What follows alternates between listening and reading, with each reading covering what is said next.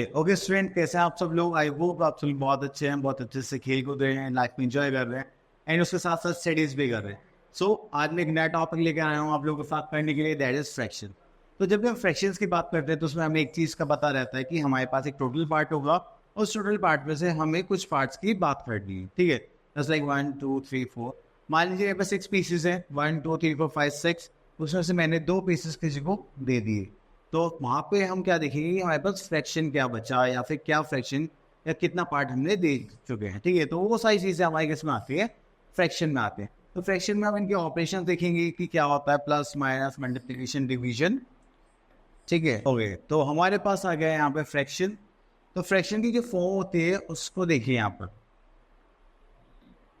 तो फ्रैक्शन की जो फॉर्म होता है, fraction is of the form, इसमें हमारे पास एक न्यूमरेटर आता है, दूसरा डिनोमिनेटर आता है and denominator is not equals to zero.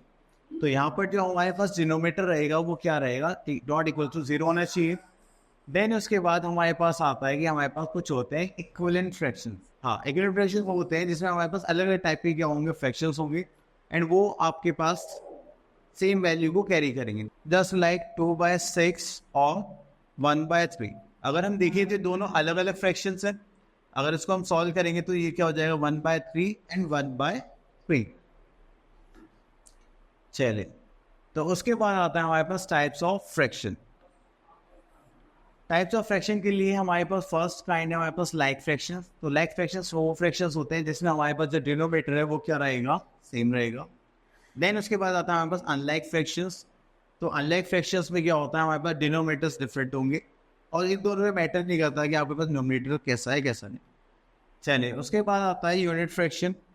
तो यूनिट फ्रैक्शन में हमारे पास क्या होता है, डिनोमिनेटर और न्यूमरेटर में हमारा जो न्यूमरेटर होगा वो हमेशा क्या होगा, 1 होगा। डिनोमिनेटर कुछ भी हो उससे मैटर नहीं करता, तो हो जाएगा हमारा 1/9।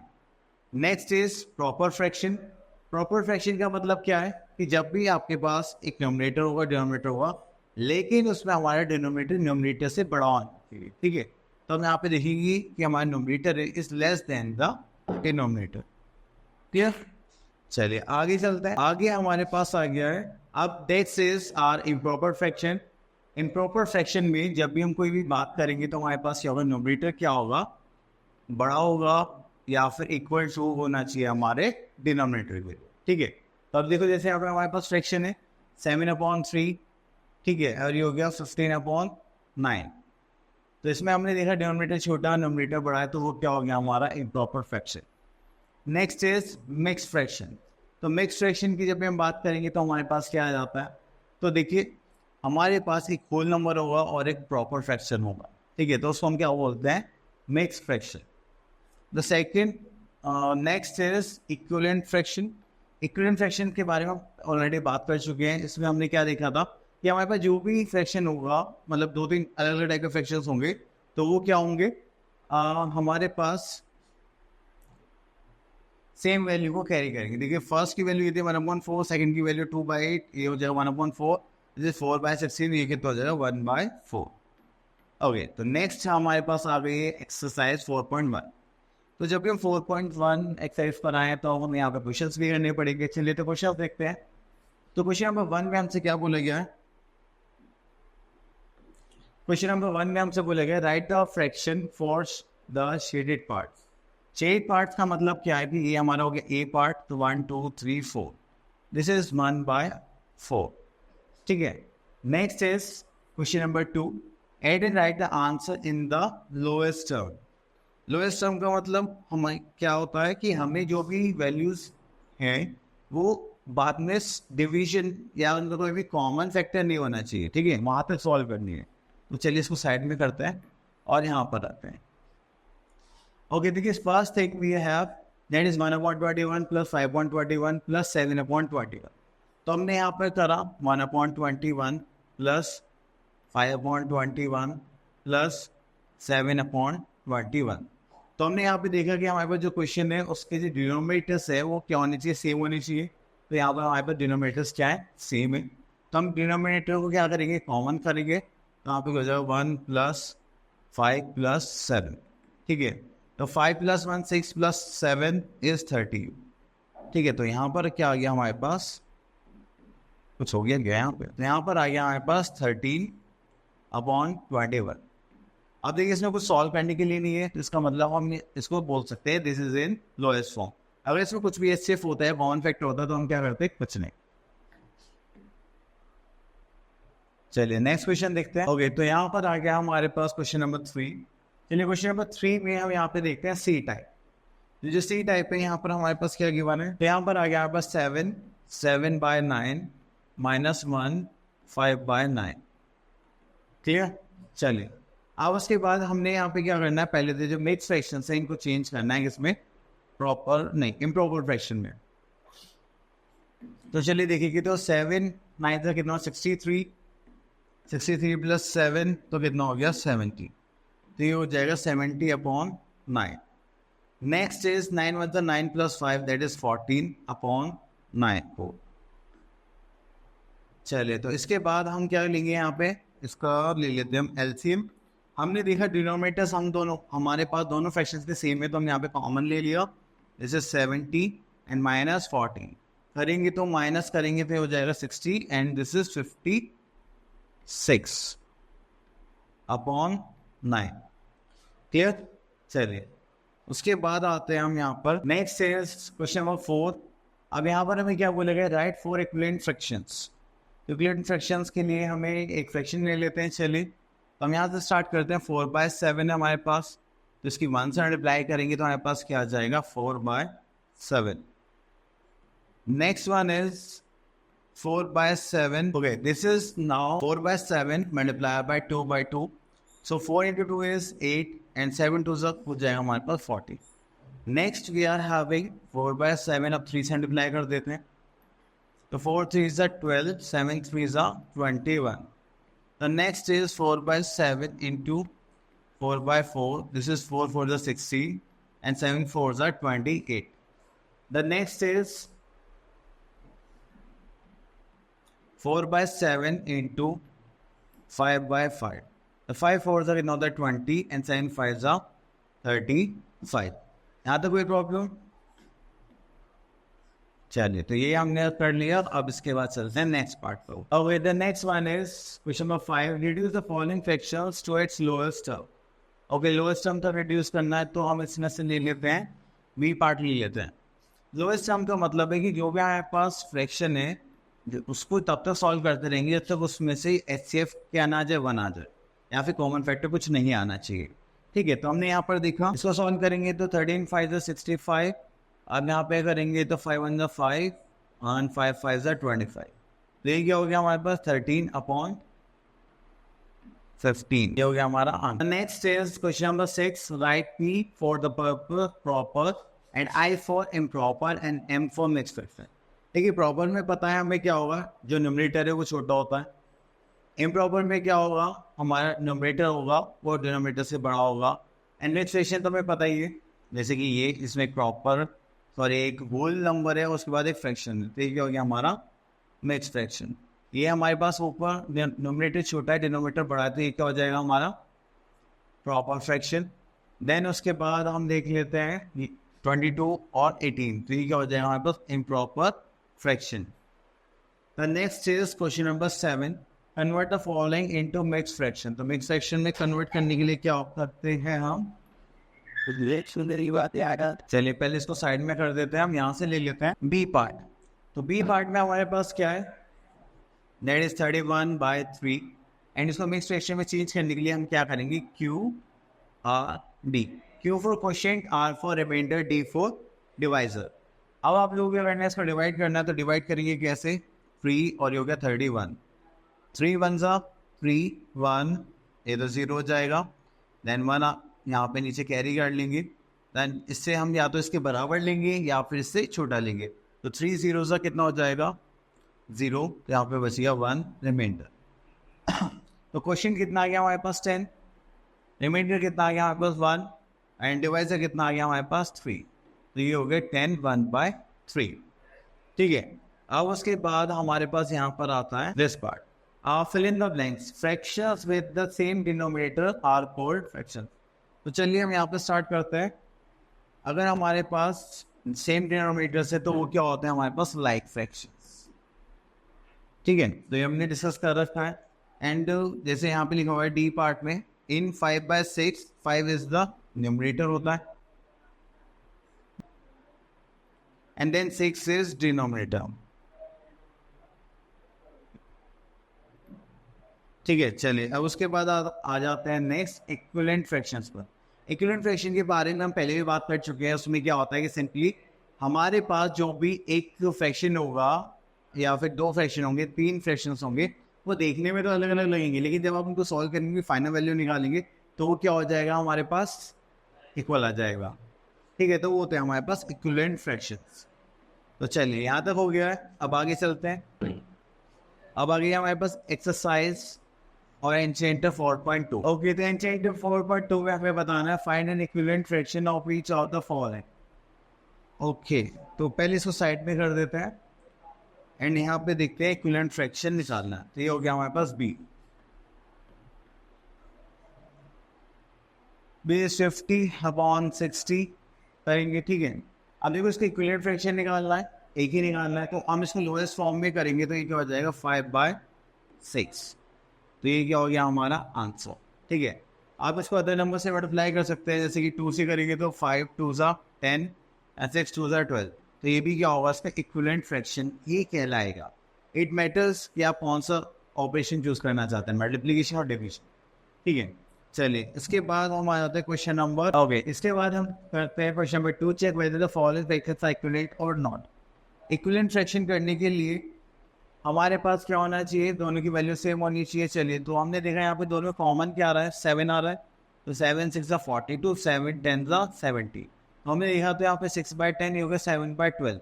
तो अब यहाँ पर हम क्या करेंगे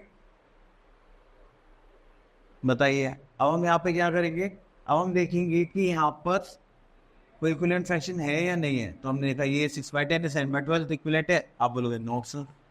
ठीक है, तो आपको ऐसे ही सॉल्व करना है, देन उसके बाद फाइंड आउट करना है। ठीक है, अब देखिए जैसे कि यहाँ पर है हमारे पास 40 150, हमने दोनों को 5 से डिवाइड किया, तो 8 5 40 एंड 5 10 50। ठीक है, तो ये हो गया हमारे इक्विवेलेंट फ्रैक्शन।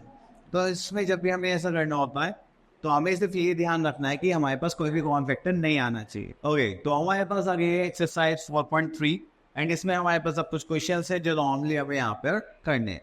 अब देखिए यहाँ पे हमारे पास आता है question number 1, reduce the following fractions to the lowest terms by dividing them with a common factor। ठीक है, तो हमें क्या करना है, कॉमन फैक्टर्स के थ्रू डिवाइड करके ये सब करना है। तो चलिए अब आ जाते हैं हम यहाँ पर जी पार्ट पर। अब देखिए यहाँ पर हमें कॉमन फैक्टर्स से डिवाइड करना है। चलिए, तो अब देखिए हम यहाँ पर 128 और अपॉन 256 है। अगर हम यहाँ पे कॉमन फैक्टर देखें तो हमारे पास यहाँ पर 2 आ सकता है, तो 2 से डिवाइड करेंगे तो कितना आ जाएगा 64। देन अगर 2 से करेंगे तो 1 2 2 4 एंड 8। अगेन 2 से करेंगे वो हो जाएगा 32। अगेन 2 से करेंगे तो हमारे पास हो जाएगा 64। अब उसके बाद हम इसको 2 से करेंगे, दिस इज 16। अगेन 2 से करेंगे, ये हमारे पास कितना आ जाएगा 32। फिर हम 4 से कर लेते हैं, 4 4 60 एंड 4 8 32। तो अभी खत्म नहीं हो रहा, तो हो जाएगा 1 4 1 4 2 तो हमने देखा कि हमारे पास ऊपर न्यूमरेटर क्या आ गया 1 आ गया, डिनोमिनेटर कितना आ गया 2। ठीक है, अब उसके बाद हम आते हैं नेक्स्ट क्वेश्चन पर, क्वेश्चन नंबर 2। तो यहाँ पे लिखा है reduce the following fractions to the lowest term by dividing with their HCF. तो अब हम यहाँ पर देखेंगे, ठीक है, ये हो गया 75 डिवाइडेड बाय 35। तो अब हमने यहाँ पे देखा कि इनके एचसीएफ हाईएस्ट कॉमन फैक्टर क्या होगा। आई थिंक मुझे 5 दिखाई दे रहा है, तो चलिए मैंने एचसीएफ निकाला इन दोनों का, दैट इज 5। तो 5 से डिवाइड करेंगे तो कितना आ जाए 15 5 75 एंड यहाँ पे 5 से डिवाइड करेंगे तो हमारे पास क्या आ गया 7। तो ये क्या हो गया हमारा लोएस्ट टर्म। ठीक है, चलिए ओके, तो यहाँ पर आ गया हमारे पास नेक्स्ट। चलिए तो इसको ले लेते हैं हम यहाँ पर। ओके, तो नेक्स्ट टॉपिक है हमारे पास यहाँ पर लाइक फ्रैक्शन अनलाइक फ्रैक्शन। तो like fraction with the same temperature होता है हमारे पास, एंड अनलाइक फ्रैक्शन क्या होगा, unlike fractions are with different temperatures. Okay, तो यहाँ पर हमारे पास लाइक फ्रैक्शंस है जिनके पास सेम न्यूमरेटर होगा, और अनलाइक फ्रैक्शन होगा जिनके पास डिफरेंट न्यूमरेटर्स हो। तो देखो लाइक को अनलाइक फ्रैक्शन हम डिफाइन करते हैं उनके जो डिनोमिनेटर होता है। अगर देखो डिनोमिनेटर सेम है तो वो क्या होता है लाइक फ्रैक्शंस, अगर डिनोमिनेटर्स डिफरेंट है तो वो क्या हो जाता है हमारे पास अनलाइक फ्रैक्शन। तो अब इसमें न्यूमरेटर सेम रहेगा और न्यूमरेटर्स अलग अलग रहेंगे। तो चलिए देखते हैं आप क्या करते हैं। तो यहाँ पे ऑर्डरिंग के लिए बोला गया, ऑर्डरिंग के लिए चलिए तो ओके, तो चलिए एक्सरसाइज पर आते हैं। ऑर्डरिंग पे हम यहीं से क्लियर कर लेंगे हमारे पास क्या है। ओके, तो यहाँ पर आ गया हमारे पास एक्सरसाइज एन चैप्टर 4.4। तो यहाँ पर है question number 1, arrange in ascending order. तो असेंडिंग ऑर्डर में अरेंज करने के लिए हमें यहाँ पे पार्ट ले लेते हैं, दिस पार्ट। ठीक है, तो यहाँ पर आ गया हमारे पास 11/13 11/17 11/15 11/21। हमने देखा यहाँ पे हमारे जो न्यूमरेटर्स है वो सेम है, डिनोमिनेटर्स क्या अलग है। तो जब भी ऐसा कुछ होता है कि आपके न्यूमरेटर सेम है, डिनोमिनेटर्स अलग अलग है, डिफरेंट है, तो आपको ये देखना है कि जितना छोटा डिनोमिनेटर होगा उतनी उस फ्रैक्शन की क्या होगी, वैल्यू ज़्यादा होगी। अब देखो कैसे, मैंने लिया 100/20 एंड 100/50। अब देखो डिनोमिनेटर छोटा कौन है, ये, इससे सॉल्व करेंगे तो कितना आंसर आएगा 5। जस्ट एग्जाम्पल है, अगर हम इनको देखें तो ये डिनोमिनेटर बड़ा है तो इसको सॉल्व करेंगे तो हमारे पास क्या आ गया 2। डिनोमिनेटर बड़ा होगा तो फाइनल वैल्यू क्या होगी, छोटी होगी। डिनोमिनेटर छोटा होगा तो फाइनल वैल्यू क्या होगी, बड़ी होगी। तो हमें इन सब चीज़ों का ही ध्यान रखते हुए हम इस पार्ट को करने वाले हैं। तो हमें ये अरेंज करना है असेंडिंग ऑर्डर में। तो असेंडिंग ऑर्डर की जब भी हम बात करेंगे तो असेंडिंग ऑर्डर की जब भी हम बात करेंगे तो हम क्या देखेंगे कि हमें सबसे पहले क्या लिखना है, स्मॉलेस्ट,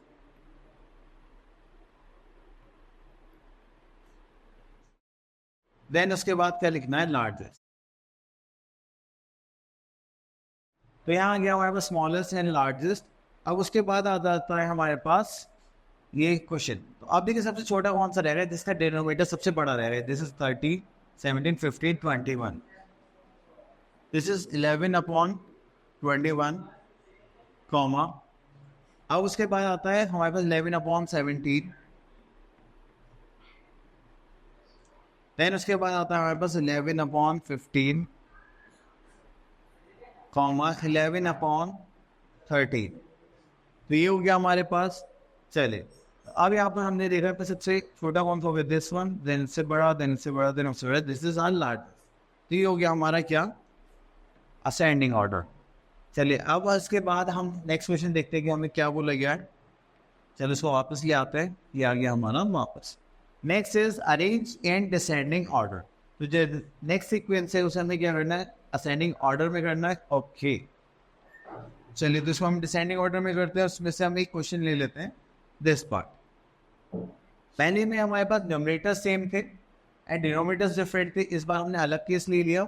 इस बार हमारे पास डिनोमिनेटर सेम है, न्यूमरेटर्स अलग है। ये तो बहुत ईजी हो जाता है कि हमें डिनोमिनेटर सेम मिल जाए, हमें कुछ नहीं देखना, हमें क्या देखना है, न्यूमरेटर्स।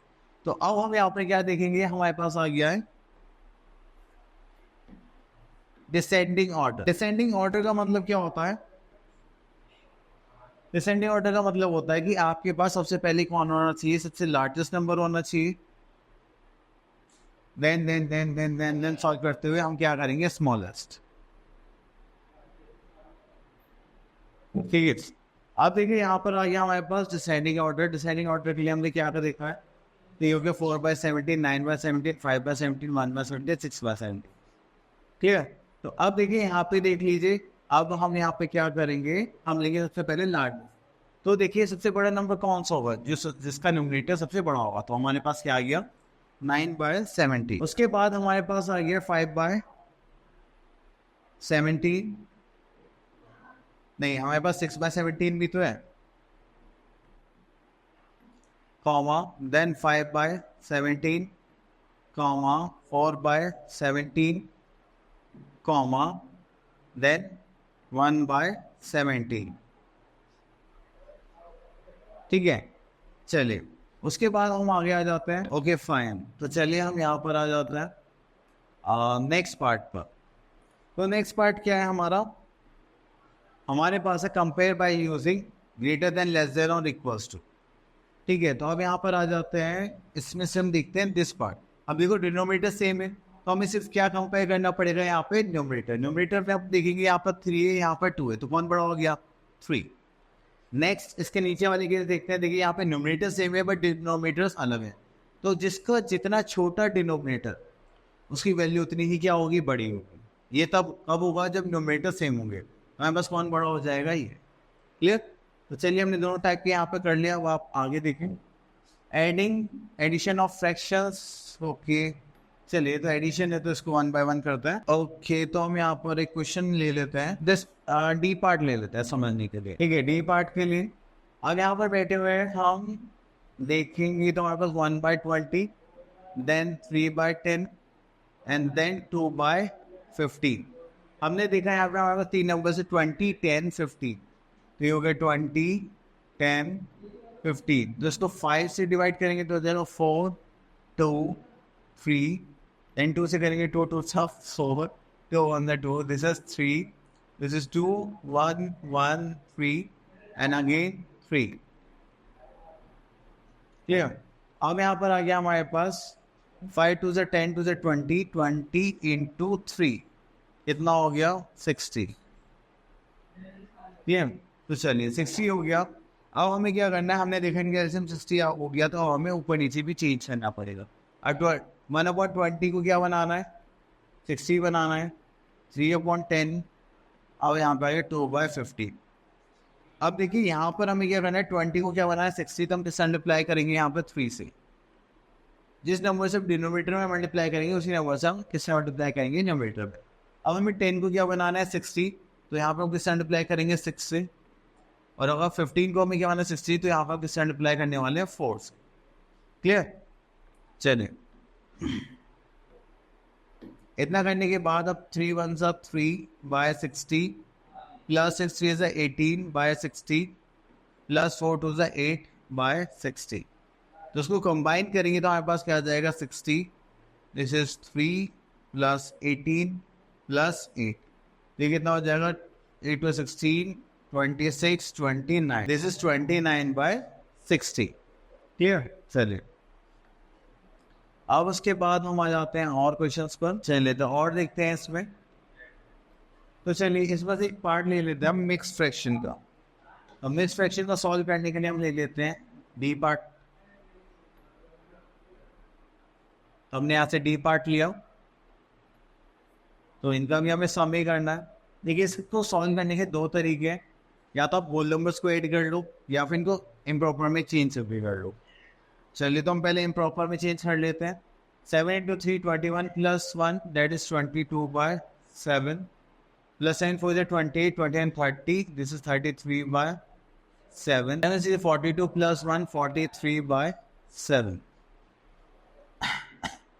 अब इसको करेंगे तो हमारे पास आ जाए कॉमन 7, तो इसको यहाँ पर हम वहाँ पे लिख लेंगे 22 + 33 + 43, तो 50 + 40, दिस इज 90, 6 7 8/7, ठीक है। तो ये हो गया 98/7 एज अ आंसर।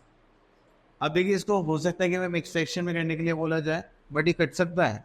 हाँ 7 1 7, 7 4 28, हाँ तो हमारा फाइनल आंसर हो जाएगा 14/1, ठीक है, क्योंकि हमेशा हम आंसर किस में लिखते हैं लोएस्ट फॉर्म में। चलिए इसको रब कर देते हैं, आगे देखते हैं। Okay next is at the following fractions.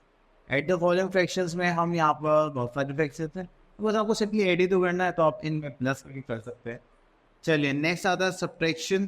तो जैसे हमने यहाँ पे एडिशन करा सेम कॉन्सेप्ट सब्ट्रैक्शन में लाएंगे, हमारे पास डिनोमिनेटर्स क्या होने चाहिए सेम होने चाहिए। चलिए तो आप इसको कर लेते हैं हम। तो यहाँ से हम ले लेते हैं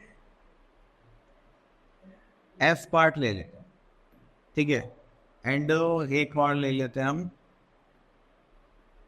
जी। चलो बाकी एक इम्प्रॉव मिक्स फ्रैक्शन ले लेते हैं। ओके तो यहाँ पर आता है हमारे पास के पार्ट। के पार्ट के लिए क्या हो जाएगा 3 1/6 - 2 1/10। तो यहाँ पर 6 3 is 18 + 1, this is 19/6 minus 10 to the 20 + 1 21/10। तो यहाँ पर कर देंगे। ओके तो यहाँ पर हमने देखा कि यहाँ पर डिनोमिनेटर 6 है, यहाँ पर 10 है, तो हमारे पास डिनोमिनेटर्स क्या होने चाहिए सेम होने चाहिए। तो उसके लिए हमें क्या निकालना पड़ेगा एलसीएम। तो यहाँ पर एलसीएम लेते हैं। एलसीएम लेंगे तो हमारे पास यहाँ पर क्या आ जाएगा, this is 6 and this is 10। इस 2 से करेंगे तो क्या हो जाएगा 3, इस 2 से करेंगे तो क्या हो जाएगा 5। क्योंकि 3 1 सा 3 3 5 5 और यहाँ पे आ गया 1 5 2 सा 10 10 3 से कितना हो जाएगा 30। तो हमारे पास एलसीएम कितना आ गया है, यहाँ पर आ गया 30। अब 30 एलसीएम निकालने के लिए हमने ये सॉल्व करा है एंड अब यहाँ पर क्या करने वाले हैं 19/6 और ये 21/10। तो यहाँ पर हम क्या करेंगे, अब 5 को 6 को इससे मल्टीप्लाई करेंगे 5 से, और इसको किससे मल्टीप्लाई करेंगे हम 3 से, क्योंकि 10 को हमें क्या बनाना था 30, तो 3 से मल्टीप्लाई करा। 6 को क्या बनाना था हमें 30 बनाना था, इसलिए हमने किससे मल्टीप्लाई करा 5 से। तो ये हो गया। अब 19 5 से कितना होता है 95/30, क्योंकि -21/30। इसको सॉल्व करेंगे तो हमारे पास कितना आ जाएगा 30 एंड 95 - 21 क्या हो जाएगा, ये हो जाएगा 4 एंड दिस इज 7। तो ये हो जाएगा 74/30। अब आप इसको अगर देखा जाए तो 2 से डिवाइड करेंगे तो ये हो जाएगा 37, इसको 2 से करेंगे तो कितना हो जाएगा 15। तो ये हो गया हमारे पास 37/15 एज अ आंसर। क्लियर? चले अब इसको रब कर देते हैं। ओके, तो हमारे पास यहाँ पर कुछ प्रॉपर्टीज है, पहले इन पे नजर मार लेते हैं। तो यहाँ पर हमारे पास जो प्रॉपर्टीज है उनमें लिखा हुआ है properties of addition subtraction of the fractions. तो फर्स्ट प्रॉपर्टी देखते हैं, in addition the order of the fraction can be change but in subtraction is not possible. आप देखिए एडिशन में जो ऑर्डर वो चेंज कर सकते हैं, लेकिन सब्ट्रैक्शन में पॉसिबल नहीं होगा। क्यों नहीं होगा? क्योंकि देखिए जब सब्ट्रैक्शन में पोजीशन चेंज करते हो तो साइंस भी चेंज हो जाता है, उससे पूरा कॉन्सेप्ट अलग हो जाता है। बट अब यहाँ पर क्या हुआ है, if we subtract 0 from the fraction then the answer is become itself, and if we add 0 in the fraction the answer will become itself। तो इन दोनों में कोई फर्क नहीं पड़ेगा अगर आप 0 को माइनस प्लस करते हैं तो। ओके, इसी के बाद हमारे पास आ गए हैं प्लस माइनस के क्वेश्चंस। तो हम इसमें से एक क्वेश्चन कर लेते हैं सिंप्लीफिकेशन का, क्योंकि अगर ये आपको आ जाएगा तो बाकी सब भी इजीली आ जाएंगे। तो हमने यहाँ पर क्या करेंगे, ये हो जाएगा 8 7 56 plus 1 that is 57/8 -4 3 12 13 14 15/4 plus 6 12 13 14 15/6 -2 to 4 plus 1 this is 5/2। ठीक है, अब नेक्स्ट यहाँ पर आ जाता है हमारे पास, अब सबके डिनोमिनेटर्स क्या हैं अलग अलग है, तो आपको पहले क्या करना पड़ेगा, इनका एलसीएम लेना पड़ेगा, और एलसीएम के लिए हम क्या करेंगे देखते हैं यहाँ पर 8 4 6 2। तो 2 से करेंगे तो हो जाएगा 4, this is 2 this is 3 this is 1। 2 से करेंगे तो 2 2 4 2 1 2 3 1। दिस इज 2 से करेंगे तो 1 1 3 1। अगेन हम इससे करेंगे 3 से। तो हमने यहाँ पे देखा कि हमारे पास अगर 3 2 6 2 12 2 24। तो हमारे पास जो एलसीएम आया वो कितना है 24। तो चलिए हम यहाँ पे लिख लेते हैं LCM = 24। अब हम यहाँ पे क्या करेंगे, जितने भी हमारे पास नंबर्स लिखे हुए हैं इनको चेंज करते हैं।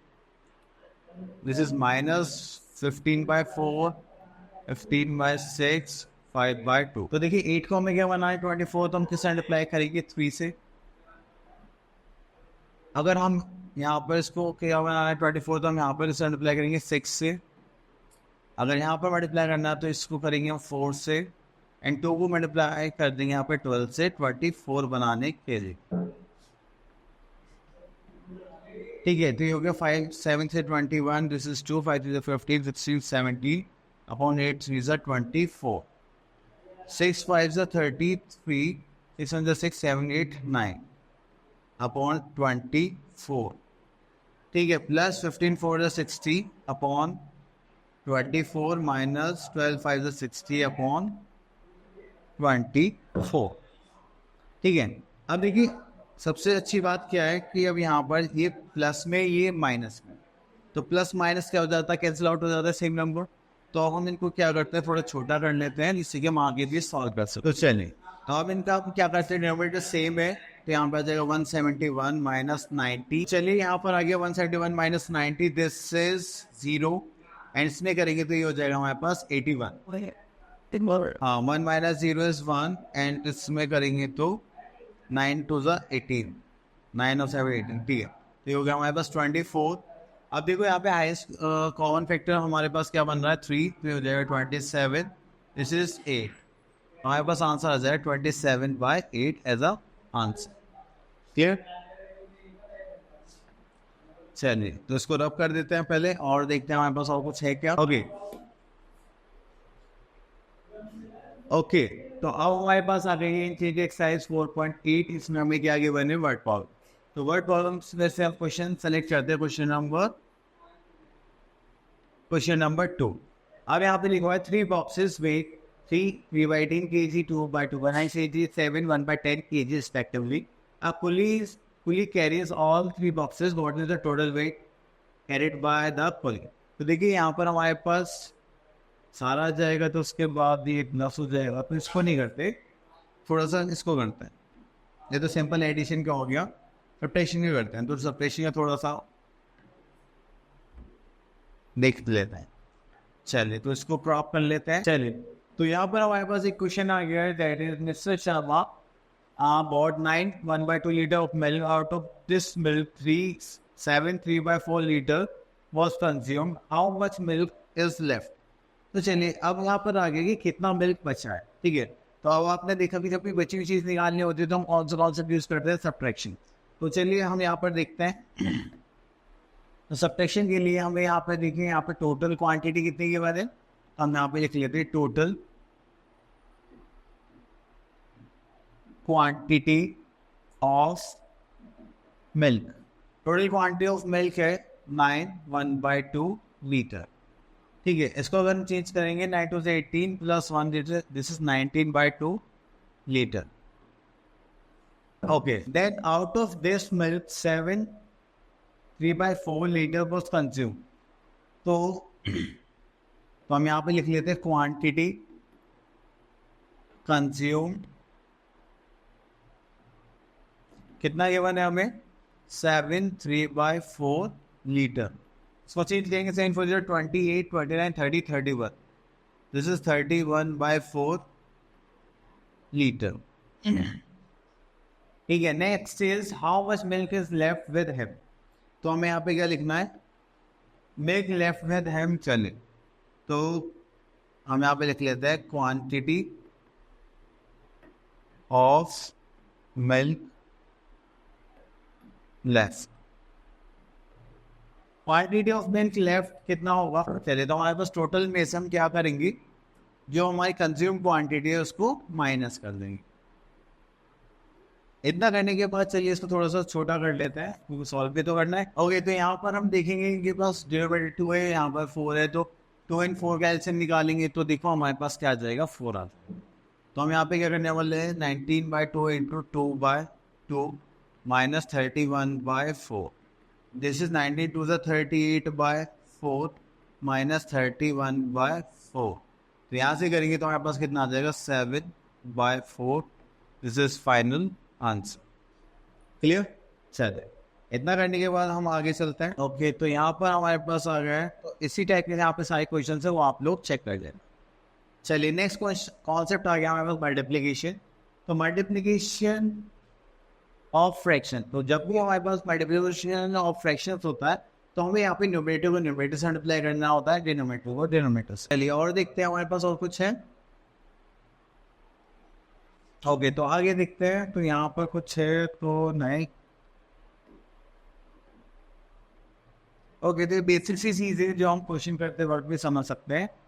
ओके, तो यहाँ पर आ गया हमारे पास प्रॉपर्टीज। तो पहले प्रॉपर्टीज को देख लेते हैं। ओके, प्रॉपर्टीज ऑफ मल्टीप्लिकेशन पर आ जाता है। अब यहाँ पर लिखा है changing the order of the fraction in multiplication does not change the product.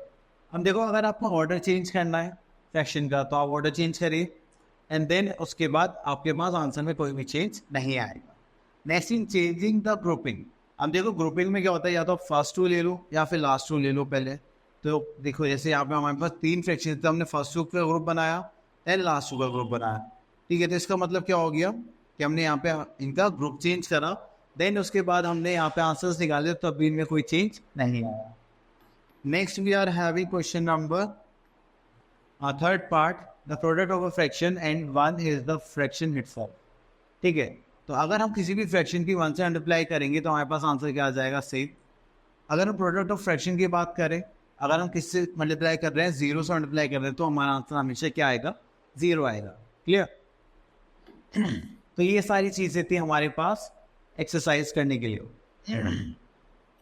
अब उसके बाद आता है फाइंड 3/5 ऑफ दिस। तो ये हो गया हमारा मल्टीप्लीकेशन का कॉन्सेप्ट यहाँ पे स्टार्ट होने वाला है। तो आप अब लोग क्या करेंगे, इसको यहाँ से लेते हैं दिस। ओके, तो यहाँ पर आ जाता है। तो this is 8 5 40 plus 3, this is 43/8 of 1/4। इतना हो गया। तो अब हमें यहाँ पे क्या करना है, मल्टीप्लाई। तो हम क्या करेंगे, न्यूमरेटर की न्यूमरेटर से मल्टीप्लाई करेंगे, डिनोमिनेटर की डिनोमिनेटर से। तो यहाँ पे 43 इंटू 1 करेंगे, दैट इज 43, एंड 8 4 32 करेंगे, तो यहाँ पर आ जाएगा 8 4 32। तो चलिए यही क्या हो जाएगा हमारा आंसर। क्लियर? चलिए तो इसको हटाते हैं एंड यहाँ पर देखते हैं। ओके, तो बाकी ये पार्ट्स आप लोग सॉल्व कर सकते हैं। तो चलिए अब उसके बाद आ जाता है क्वेश्चन नंबर 2 पर। क्वेश्चन नंबर 2 में हमसे यहाँ पर fill in the blanks type पूछा गया है। तो जो अपनी प्रॉपर्टीज पढ़ी थी उन्हीं का यहाँ पे है। अब देखो ये हमारा फर्स्ट है एंड ये सेकंड है। तो अगर हम इसको इधर पीछे ले जाएं तो इसको यहाँ पर लेकर आए तो हमारा आंसर सेम ही आएगा। अगर जीरो की चले, अगर हम यहाँ पर जीरो की मल्टीप्लाई, तो यहाँ पर हमारे पास आगे डी पार्ट, अगर हम जीरो की मल्टीप्लाई किसी से भी कर दे तो हमारे पास आंसर क्या आता है, 0। देन उसके बाद आता है 11/14 इंटू 1 करेंगे तो हमारे पास क्या आएगा answer as it is. Then उसके बाद हमारे पास आता है यहाँ पे ये नंबर हो गया। अब उसके हम किस तरह मल्टीप्लाई करें, जो 3/20 आ जाए। तो ये सिंपल हम क्या करेंगे, 1/4। ठीक है, पहले नेक्स्ट है क्वेश्चन नंबर 3। अब उसके बाद आता है हमारे पास बी पार्ट। बी पार्ट के लिए हमारे पास क्या है यहाँ पे 5 3 15 प्लस दिस इज 3। यस, तो हम इसका बी पार्ट ले लेते हैं। तो पहले इसको चेंज करते हैं नेक्स्ट से इम्प्रॉपर में। तो 5 3 15 plus 3, this is 18/5 multiply 5 to the 10 plus 1 11/2। Next we are having तो उसकी मल्टीप्लाई डिनोमिनेटर से न्यूमरेटर की मल्टीप्लाई करेंगे हम न्यूमरेटर से। तो यहाँ पर आ जाएगा हमारे पास 18 एंड 18, दिस इज 198। ठीक है, देन उसके बाद आ जाएगा 198 डिवाइड बाय 5 2 10। इसको सॉल्व करेंगे तो हमारे पास कुछ हो सकता है। हाँ, तो 2 से डिवाइड करेंगे तो हो जाएगा 5, 2 से करेंगे तो 9। तो ये हो जाएगा हमारे पास 99/5। क्लियर? चले ओके, तो हमारे पास यहाँ पर कुछ और क्वेश्चन हैं मल्टीप्लिकेशन के। अब देखिए जैसे यहाँ पे 3 नंबर्स है, तो चलिए तो एक इसमें से हम ई पार्ट और ले लेते हैं, तो उससे थोड़ा सा और क्लियर हो जाएगा हमारा कॉन्सेप्ट। ठीक है, और इसमें से एक हम ये वाला पार्ट और ले लेते हैं। चलिए तो हम इसमें से एक ये वाला पार्ट और ले लेते हैं, जी पार्ट सॉल्व करने के लिए। तो इनको साइड में कर देखा, तो पहले हम ये वाला पार्ट सॉल्व करने वाले हैं, इसको बात करेंगे। चलिए तो हमने यहाँ पे लिया। अब देखिए ये हो गया हमारे पास 3, दिस इज 3/10 इंटू 5/7 इंटू 3 9 10 11/3। अब देखिए जब भी ऐसा कुछ पार्ट आता है हम लोगों के पास तो हम क्या करते हैं, मल्टीप्लाई करते हैं। बट सबसे पहली चीज़ ये देखनी चाहिए हमें कि यहाँ पे क्या कुछ कैंसिल आउट हो रहा है या नहीं हो रहा। कैंसिल आउट करने के लिए हम या तो न्यूमरेटर और डिनोमिनेटर में से कर सकते हैं, चाहे वो ऊपर नीचे हो चाहे वो क्रॉस में हो। ठीक है, तो मैंने देखा ये 3 है और ये भी क्या हो गया हमारे पास 3, और कुछ तो कैंसिल आउट होने के लिए नहीं है। तो 11/5 से कितना हो गया हमारे पास, दिस इज 55। नहीं, अभी बचा हुआ है यहाँ पर। तो 5 1 5 5 2 10 हो जाएगा। ठीक है, तो इसको हटा देते हैं हम यहाँ से, फाइन। तो अब हमने देखा ऊपर क्या बचा, 11 1 11 और यहाँ पे बचा 7 2 40। क्लियर? तो ये हो गया हमारा आंसर। अब ये हो गया है हमारे पास। चलिए नेक्स्ट हम इसको ले लेते हैं यहाँ पर, दिस इज 90 अपॉन कुछ नहीं यहाँ पे 7/18। तो देखिए जब ऐसा कुछ होता है तो आप इसके नीचे क्या लगा लीजिए, 1 लगा लीजिए, जिससे आपको यहाँ ना हो कंफ्यूजन ना हो कि आपको यहाँ पे क्या करना था। अब हमें पता है कि 9 2 होता है, ये 9 10 होता है, देन 2 1 2 5 7 5 से कितना हो गया 35। तो ये क्या हो गया हमारा आंसर। ठीक है, तो आप इस सेक्शन को सॉल्व कर। चलिए अब आगे चलते हैं, हमारे पास आगे next exercise, that is multiplication. Okay, तो इसमें से हम ले लेते हैं एक क्वेश्चन चूज कर लेते हैं, that is 3। The next is Manoj bought a house for 5 lakh and he give 3/5 as down payment. Calculate the amount of down payment. चलिए उसके बाद आता है हमारे पास मनोज बॉट अ हाउस कितने का, 5 लाख रुपीज का। तो चलिए यहाँ पे हम लिख लेते हैं cost price of house. Cost price of house कितना होता है हमारे पास, 5 lakh. Next is he gave 3/5 as down payment. तो यहाँ पर हमारे पास क्या है, डाउन पेमेंट। ओके, तो हम यहाँ पे लिख लेते हैं डाउन पेमेंट।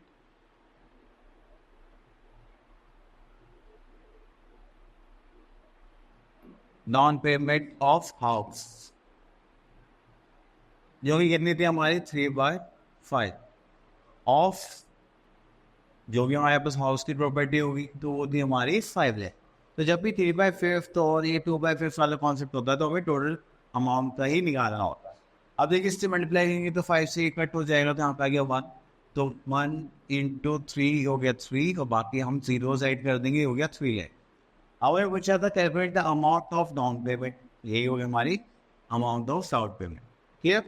तो हमें सिर्फ जब भी हमारे पास क्या आती है प्रॉब्लम्स आते हैं तो हमें सिर्फ ये ध्यान रखना है कि वहाँ पर हम क्या लैंग्वेज यूज़ कर रहे हैं। ऐसा नहीं होना चाहिए कि हमारे पास जो भी लैंग्वेज है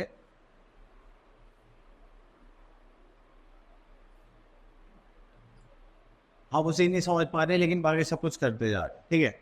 अब उसके बाद आता है मल्टीप्लिकेटिव इनवर्स और रेसिप्रोकल। ये मल्टीप्लिकेटिव इनवर्स का मतलब होता है जो भी हमारे पास फ्रैक्शन है उसको हम क्या करते हैं, उल्टा करते हैं। ठीक है, चलिए अब उसके बाद हम आगे देखें। फिर आ गया division of an all number और फिर division of fraction.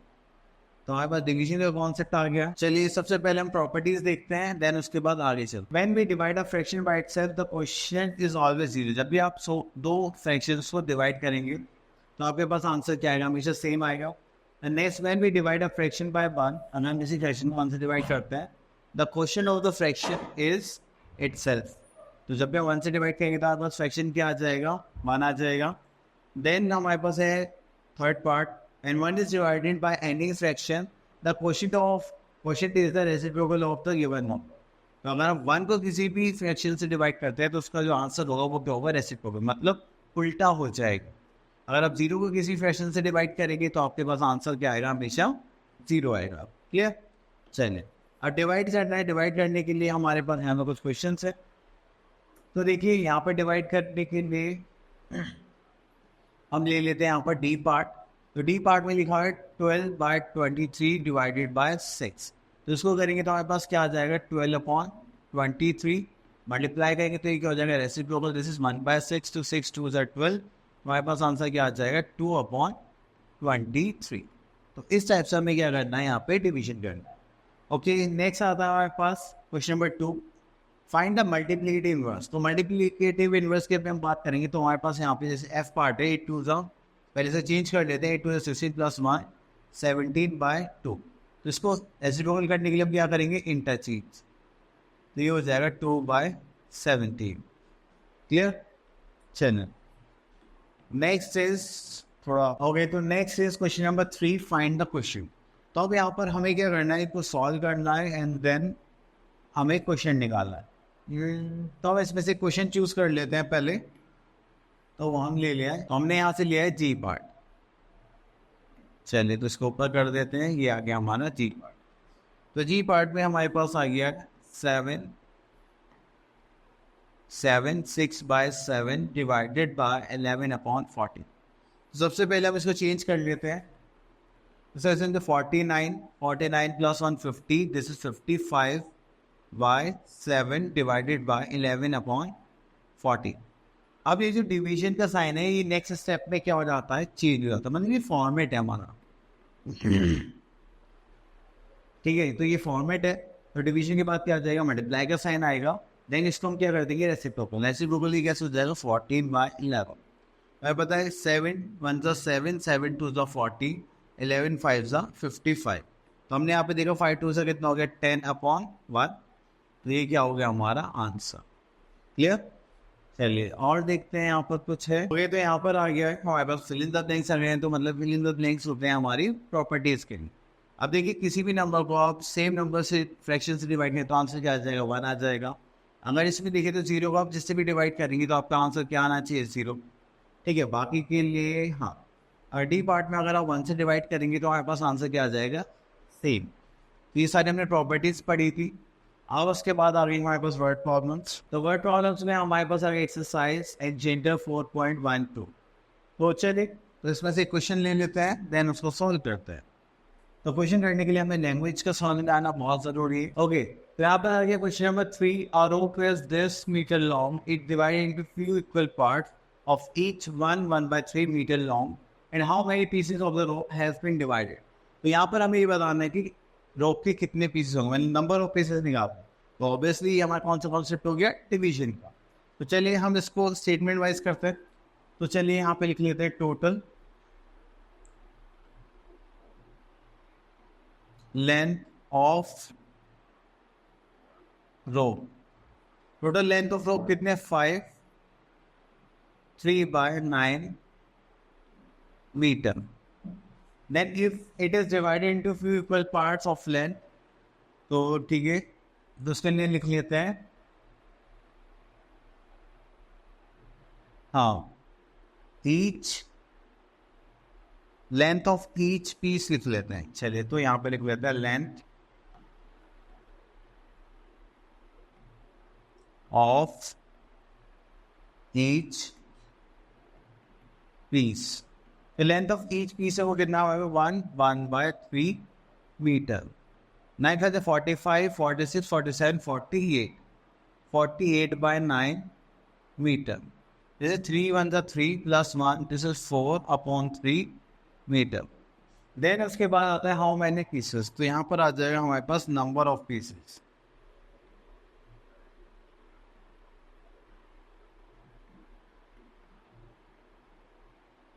Number of pieces निकालने तो हमारे पास जो टोटल लेंथ है 48/9 मीटर डिवाइडेड बाय 4/3 मीटर करेंगे तो हमारे पास क्या आ जाएगा, नंबर ऑफ पीसेस आते हैं।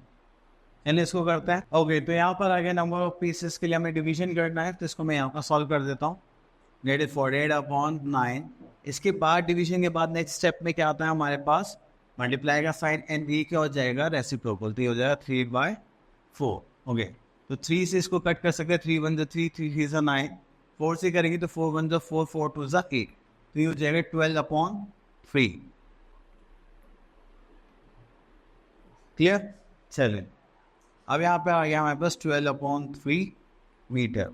अब देखिए, इसको भी हम आगे सॉल्व कर सकते हैं। तो ये कितना आ जाएगा, 4। तो हम यहाँ पे लिखेंगे 4 मीटर। यहाँ पे देखो कैंसिल आउट करना भूल गया था मैं, तो यहाँ पे भी हमारे पास 4 यार। ठीक है, this is 4 metre as answer. चलिए, और कुछ है क्या हमारे पास, और देखते हैं। ओके, तो आई होप आपको ये सारे टॉपिक अच्छे से क्लियर हुए होंगे फ्रैक्शंस के। तो आपको क्या करना है, फ्रैक्शंस के लिए अच्छे से अपने प्रैक्टिस करनी है और उन पर अच्छी कमांड माननी है। ठीक है, तो आगे के लिए ऑल द बेस्ट।